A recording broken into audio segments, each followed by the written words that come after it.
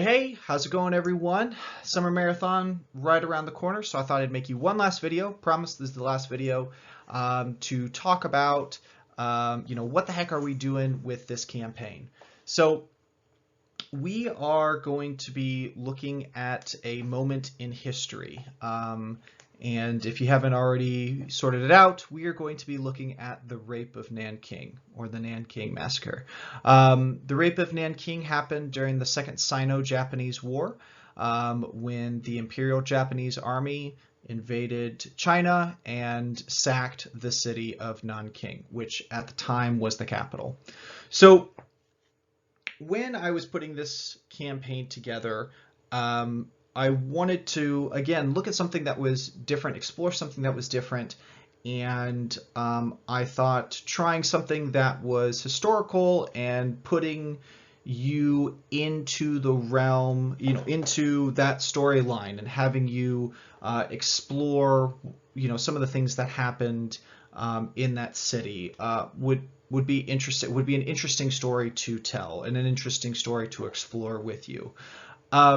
So on that note, the rape of Nanking is an apt name for what happened. And so I want to be very careful with our approach to this story. I want to give it the respect that it deserves, and to still find enjoyment in the game itself. So often when you're doing a fantasy D&D game, you slash an orc with a sword, blood and guts go everywhere, and that's the visceral explanation of what's happening.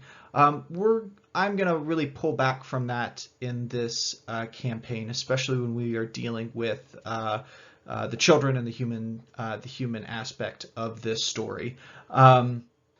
I'm going to be taking kind of the viewpoint of someone who's creating a documentary. So when the bad stuff is going to happen, we're going to be kind of panning away and moving back,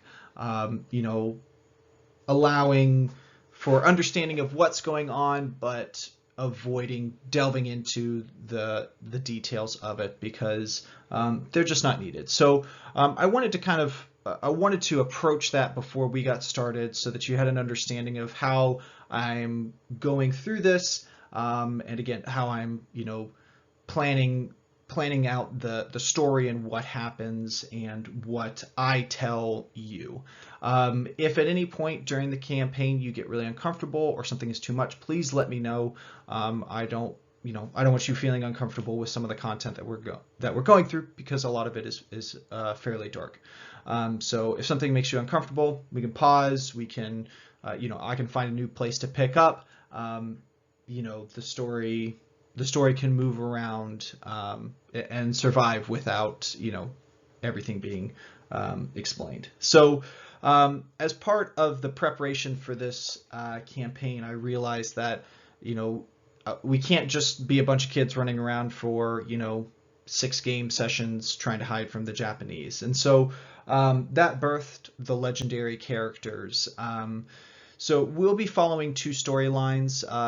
They will be interwoven, but the legendary characters is going to be part of the campaign that I've put in as a release valve, as a stress reliever.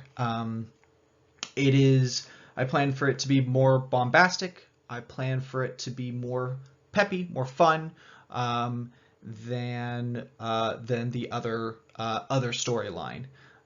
So again, I've got these two lines of story that are running. They're juxtaposed, but also interwoven, and a big purpose of them is to continue the story and look at different things, but also to give us an opportunity to take a breath from what is happening in that other storyline. So end result, guys, is I really want you guys to have fun. I want this to be a good experience that you walk away from, something that something that you enjoy, something that you're happy to talk about and are interested in, maybe dig in a little bit more into the history of what actually happened.